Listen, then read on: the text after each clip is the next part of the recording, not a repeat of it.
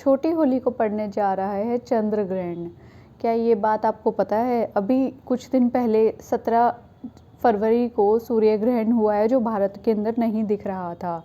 और ये बहुत सारे सवाल आते हैं कि जैसे अगर ग्रहण भारत में नहीं दिख रहा है और उसका सूतक काल हम लोग बता रहे हैं, तो क्या उसका सूतक भारत में लागू होगा? तो नहीं, ऐसा नहीं होता है। जहाँ पर ग्रहण लगता है, सूतक केवल और केवल सिर्फ वहीं पर ही मतलब दिखाई देता है या लागू होता है। तो यहाँ पर अब जो ग्रहण पड़ने जा रहा है वो चंद्र ग्रहण है और ये भारत के अंदर पूर्ण रूप से दिखाई देगा। तो 3 मार्च 2026 को चंद्र ग्रहण लगने जा रहा है।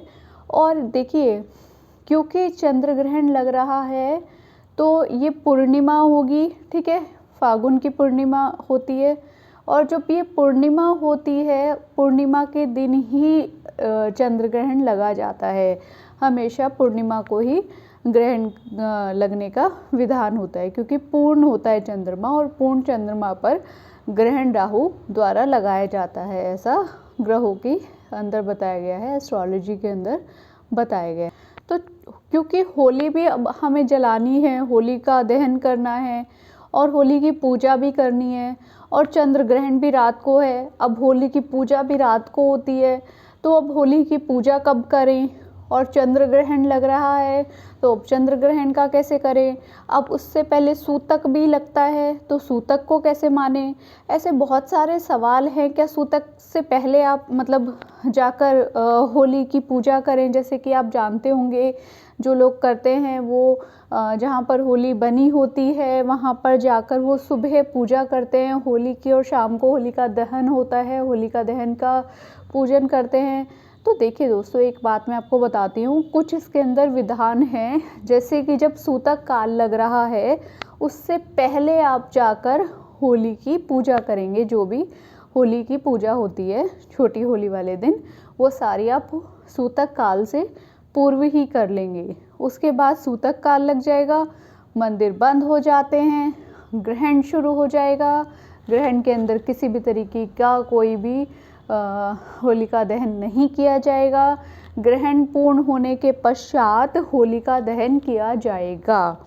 तो अब मैं उसके कुछ टाइमिंग्स हैं जो आपको बता देती हूँ कि किस टाइम पर क्या होगा।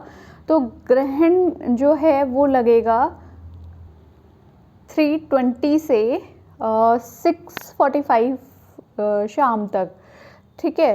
तो दोपहर से लगेगा 3:20 से ग्रहण शुरू हो जाएगा, जो कि शाम को 6:45 तक रहेगा। तो देखिए, इसके 9 घंटे पहले से सूतक काल शुरू हो जाएगा।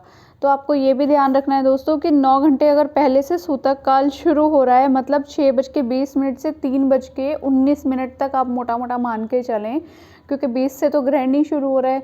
तो जब तक ग्रहण नहीं शुरू हो रहा होता है तब तक हम सूतक काल को मानते हैं। तो 9 घंटे पहले का सूतक काल शुरू हो रहा है, इस बात का विशेष ध्यान रखिए। देखिए, ग्रहण में बहुत सारे लोग बहुत सारी गलतियां करते हैं, खासकर जो गर्भवती महिला होती हैं, उनको कोई भी किसी भी तरीके का ग्रहण मतलब भारत में हो नहीं हो, या हम मान रहे हैं नहीं मान रहे हैं, या कुछ भी है, मगर जहाँ गर्भवती महिलाएं होती हैं वो ग्रहण के अंदर एक विशेष चीज़ का ध्यान रखें कि आप कोई चीज़ कैंची से काटें नहीं, चाकू से ना काटें, कुछ सिले नहीं, ठीक है। क्योंकि कभी कभी हमने ऐसा देखा है कि हमें पता होता है पर हम भूल जाते हैं ये सब बातें।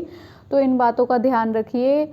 बहुत सारे ग्रहण के अंदर किए गए इस तरीके के काम हमारे आने वाले जो जनरेशन है उसके अंदर शारीरिक रूप से प्रॉब्लम का कारण बन जाती है।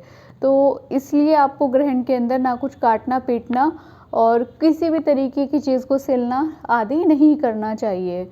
जो भी आपको करना है उससे पहले कीजिए, उसके बाद कीजिए। जितना हो सकता है हरि का भजन कीजिए, भजन कीर्तन कीजिए। नहीं करना है तो अपना कुछ नहीं कीजिए, शांत बैठिए। उसके अलावा तुलसी के पत्तों का इस्तेमाल आप ज़रूर कीजिए।